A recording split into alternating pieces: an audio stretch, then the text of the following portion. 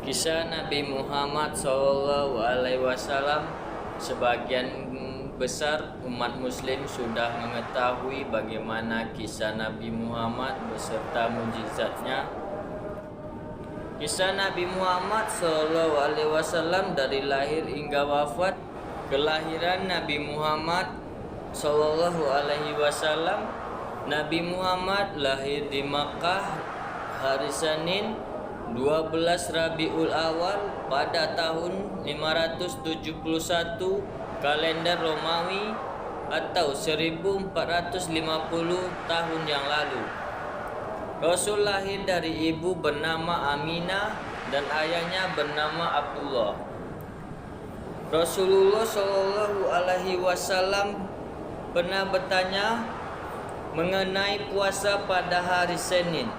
Lantas beliau menjawab, hari Senin adalah hari aku dilahirkan.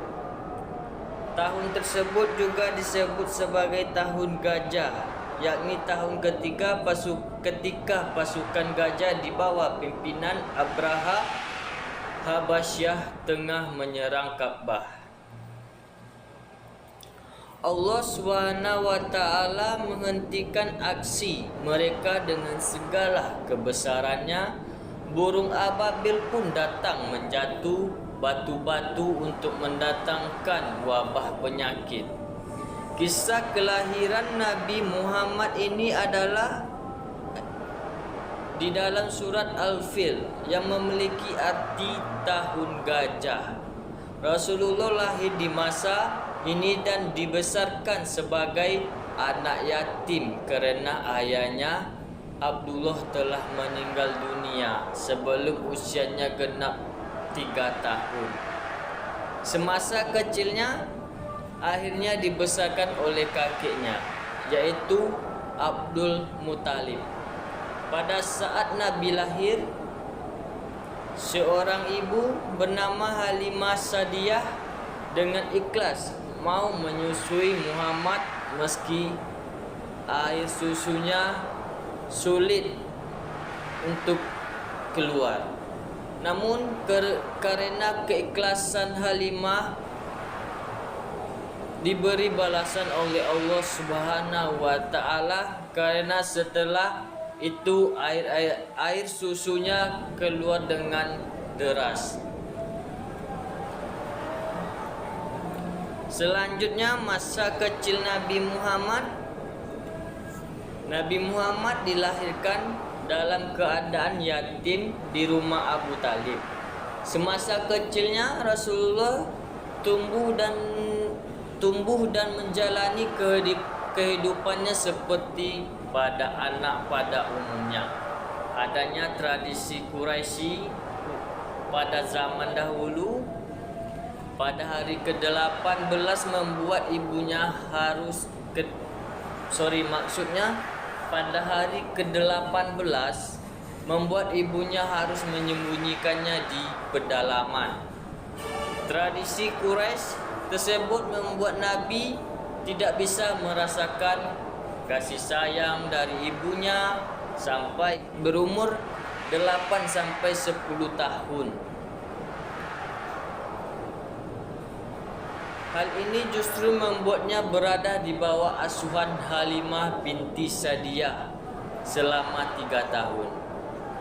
Nabi menjadi anak yang tanggap, bersikap baik dan cerdas pada masanya. Terus masa remaja Nabi Muhammad SAW. Pada masa Nabi Muhammad terjaga dari perbuatan merugikan kawan sekitarnya. Sampai suatu ketika Nabi bercerita ketika 2 kali duduk saat mendengarkan pesta perkawinan di zaman jahiliyah. Allah justru menutup telinganya sampai tertidur dan terbangun esoknya. Setelah itu, aku tidak pernah lagi berniat mengikuti perbuatan buruk. Hadis riwayat Tabrani. Muhammad yang menginjak usia 20 tahun di Mekah yang bertepatan peristiwa Harbul Fijar antara kabilah Quraisy melawan Qais dan Ailan.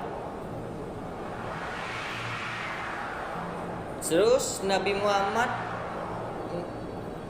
beranjak menjelang dewasa, menjelang usia dewasa. Nabi Muhammad yang membuatnya semakin menekuni dunia bisnis. Nabi pun berdagang dengan kawan terbaiknya yaitu Sa'id bin Abi Sa'id. Barulah pada saat berusia 25 tahun Rasulullah menjalin kerjasama bisnis bersama wanita kaya raya, yakni Siti Khadijah. Perkenalan Muhammad dengan Khadijah memang berawal dari dunia perniagaan. Perempuan ini biasa membiayai kafilah perdagangan Mekah ke Suriah untuk nanti membagi keuntungan bersama mitranya. Hal ini menjadi alasan bagi mereka berdua dalam melakukan perjalanan dagang tersebut. Sejak buku sejarah hidup Nabi menceritakan berbagai tanda kerasulan yang sudah terjadi sejak beliau masih anak-anak, serta perjalanan hidupnya yang begitu banyak rintangan. Seterusnya, Nabi Muhammad nikah dengan Khadijah. Banyaknya kegiatan perdagangan yang melibatkan mereka berdua membuat Khadijah merasa kian tertarik. Perempuan ini akhirnya mengutus seorang sahabatnya, Nafisah binti Umayyah, untuk menyampaikan niat atau keinginannya, yakni melamar Rasul, yaitu Nabi Muhammad. Nabi pun menyampaikan kabar gembira ini kepada paman-pamannya, salah satunya yaitu Hamzah bin Abdul Muthalib. Lantas mendatangi rumah Walid bin Asad dengan Muhammad untuk melamar Khadijah. Maka menikahlah mereka berdua ketika Nabi berumur 28 tahun. Terus Nabi Muhammad pertama mendapatkan wahyu. Sebelum menjadi Rasul, Nabi Muhammad sudah mendapatkan beberapa karunia istimewa dari Allah, seperti wajahnya terlihat bersinar dan bersih. Hal ini nyatanya menjadi petanda kebesaran Allah yang menandakan akan datangnya Nabi terakhir dengan kedudukan tertinggi sampai akhir zaman. Nabi Muhammad mendapatkan sebuah mimpi ketika malaikat Jibril menghampirinya. Rasul pun sedang menyendiri di dalam gua Hira, tempatnya di samping Jabal Nur. Turunlah wahyu pertama yang ia bawakan dari Allah, yakni surat Al-Alaq 1-4. Terus Nabi dakwah pertama yaitu Nabi Muhammad akhirnya memulai dakwahnya secara terang-terangan pada keluarga paling dekat, yaitu kalangan Bani Hashim. Hanya Ali bin Abu Talib yang mau menerima dan memutuskan untuk beriman kepada Allah. Sementara Abu Talib ikut melindungi Rasul saat berdakwah. Dakwah secara terang-terangan ini selalu mendapatkan pertentangan oleh kaum Quraisy. Bahkan beberapa orang menuduh Nabi gila dan melemparkan kotoran ke tubuh Nabi. Abu Jahal dan Abu Lahab sebagai pamannya bahkan juga ikut menentang Rasul selama berdakwah. Pertentangan dari kaum kafir Quraisy bersama dengan kaum kafir Quraisy lainnya, Abu Jahal dan Abu Lahab menentang dakwah Rasulullah. Keduanya bahkan sempat mengintimidasi pengikutnya agar meninggalkan Nabi.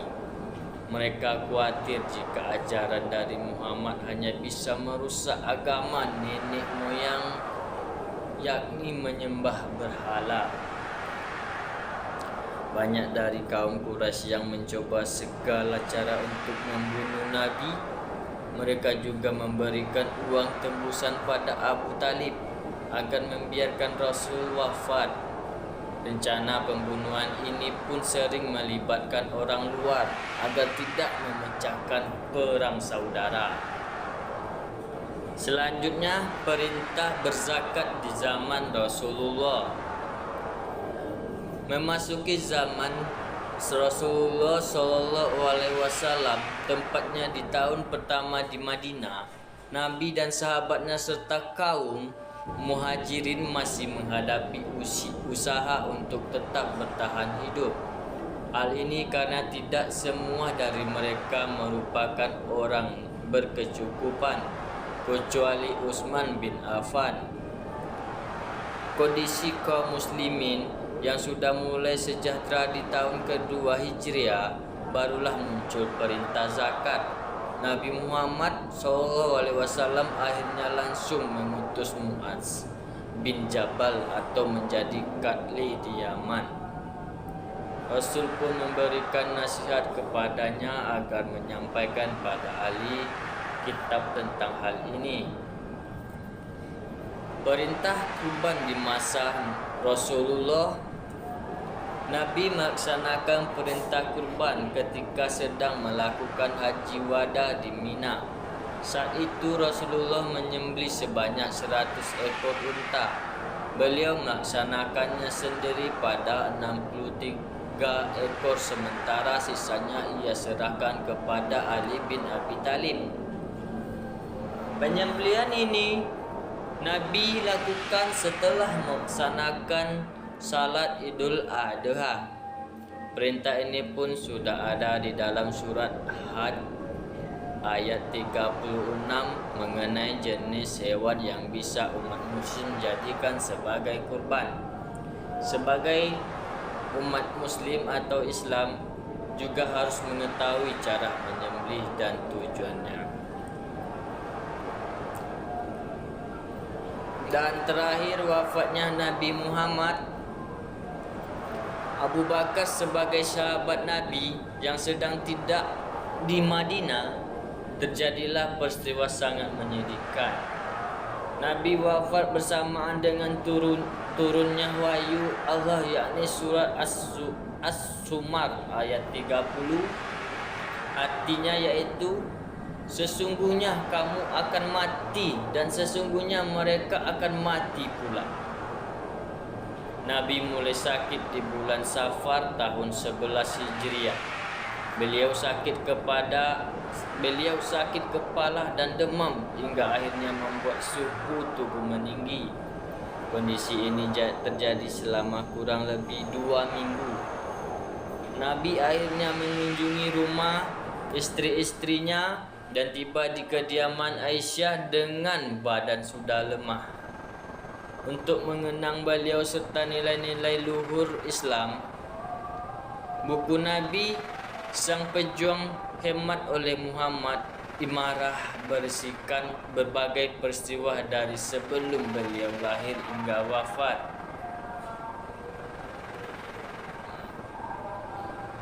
Mukjizat yang luar biasa dari Nabi mukjizat yang luar biasa dari Allah untuk Nabi Muhammad SAW, yaitu Allah memberikan kemampuan yang begitu luar biasa dan sama halnya seperti Nabi Musa, Isa, dan Sulaiman. Mukjizat akan mendukung kebenaran kenabian untuk para nabi dan rasulnya. Maksud lainnya adalah melemahkan lawan dan musuh jika hanya merugikan dan membahayakan umat muslim. Terdapat lebih dari 300 mukjizat Rasul yang dijelaskan dalam buku kumpulan mukjizat Nabi Muhammad. Terus air susu yang melimpah. Mukjizat pertama kali sudah ada ketika kelahiran Nabi Muhammad. Halimah yang memiliki tubuh kurus sering mencoba menyusui bayi Muhammad dan terlihat air susu mengalir dengan deras. Padahal sebelumnya hal ini tidak pernah terjadi pada anak kandungnya, bahkan merasa sering kurang. Bersamaan dengan keanehan yang dialami oleh Halimah, suaminya pun juga merasa heran. Pasalnya, unta betina tua miliknya tiba-tiba menghasilkan air susu begitu melimpah. Keduanya pun bisa meminumnya dengan sangat puas, bahkan dapat memenuhi kebutuhan untuk sehari-hari. Kemudian pembelahan dada. Halimah mengasuh Muhammad kecil kurang lebih selama 2 bulan. Ibunya sempat menolak jika anaknya hidup di Mekah karena terasa tidak begitu mendukung untuk perkembangan Muhammad. Akhirnya bayi itu pun kembali mengikuti ibu asuhnya dan tumbuh remaja dengan saudara-saudaranya. Muhammad yang sedang mengembala bersama saudaranya, datanglah 2 orang laki-laki berpakaian serba putih. Keduanya langsung membela dadanya dan langsung mengambil benda hitam di dalam. Nabi sebenarnya tidak tahu apa tujuan. Begitupun dengan Halimah dan suaminya. Terus mukjizat pembela bulan. Mukjizat oleh Nabi ini terjadi saat kaum kafir menentangnya. Untuk membuktikan kenabiannya, Rasulullah akhirnya menunjukkannya dengan membelah bulan atas kebesaran Allah. Kalangan Quraisy tentu terkejut pada apa yang bisa Muhammad lakukan. Bahwa orang Mekah meminta utusan Allah untuk menunjukkan kepada mereka tentang mukjizat, dan ia menunjukkan kepada mereka adanya pemisahan bulan. Sahih Al-Bukhari. Membela bulan ini tentu hanya salah satu dari banyaknya mukjizat dari Nabi Muhammad atas kebesaran Allah. Mukjizat selanjutnya, air mengalir dari jari tangannya. Mukjizat Nabi lainnya bisa terlihat ketika air bisa mengalir dari jari tangannya.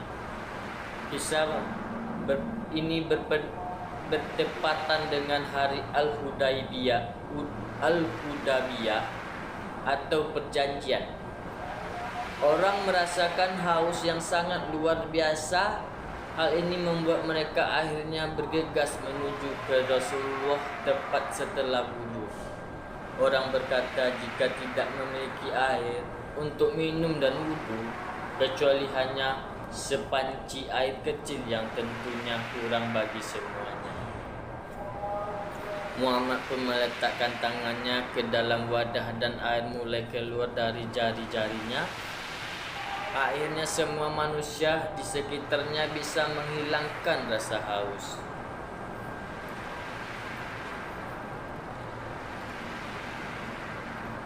Makanan yang sedikit cukup untuk banyak orang. Abu Talha serta istrinya sempat mendengar Muhammad sedang ada dalam keadaan lemas. Keduanya lalu memutuskan untuk mengundang Nabi makan di rumah.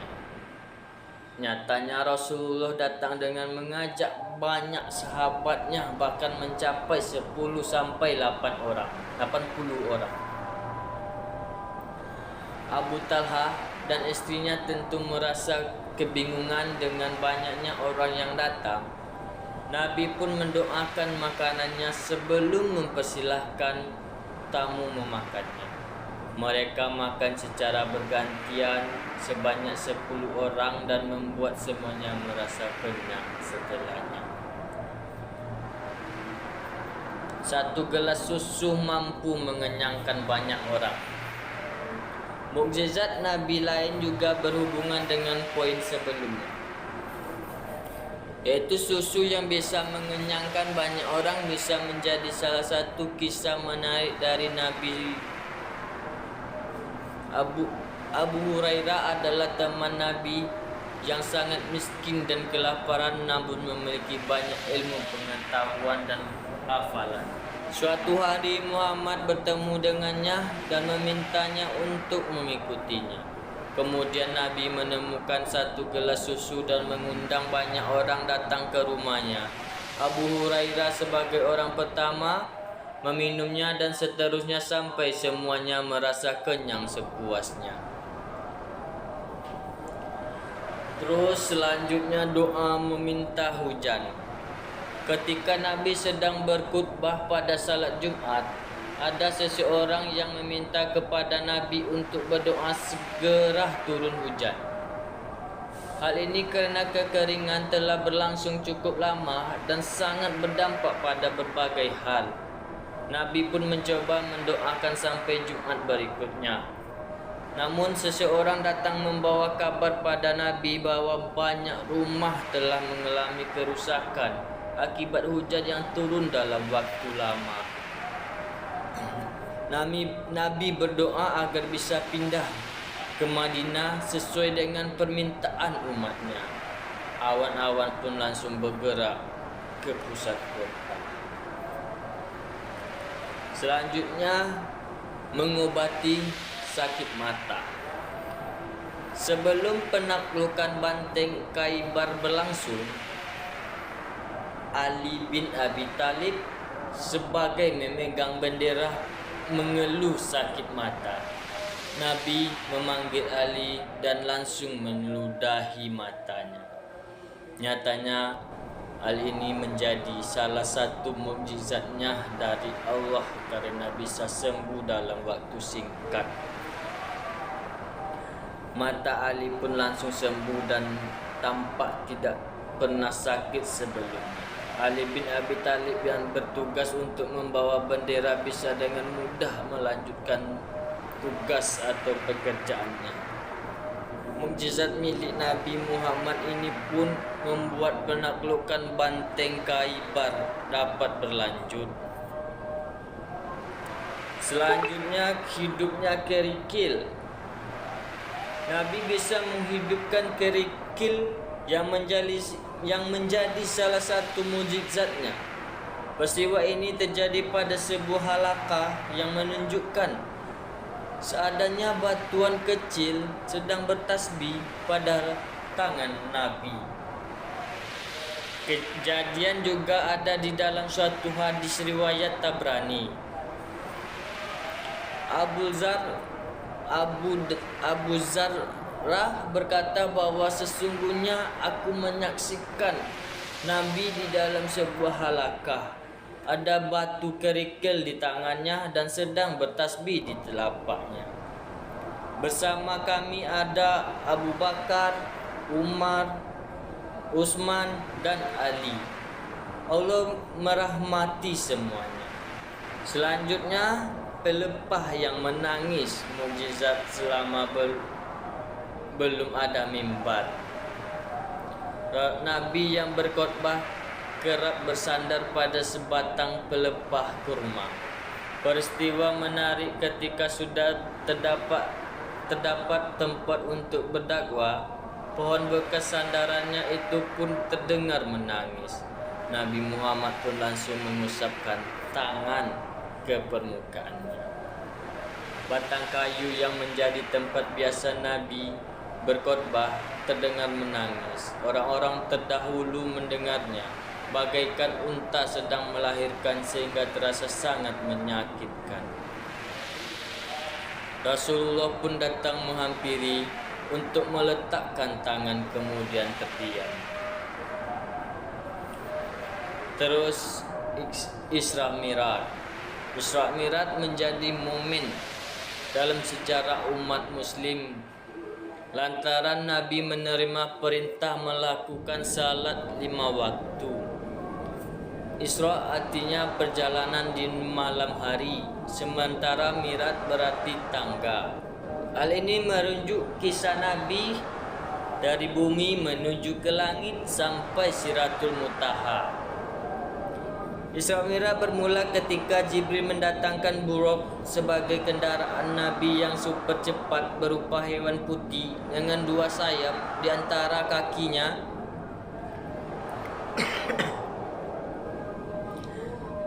Rasulullah lalu menaikinya dari Masjidil Haram ke Baitul Maqdis.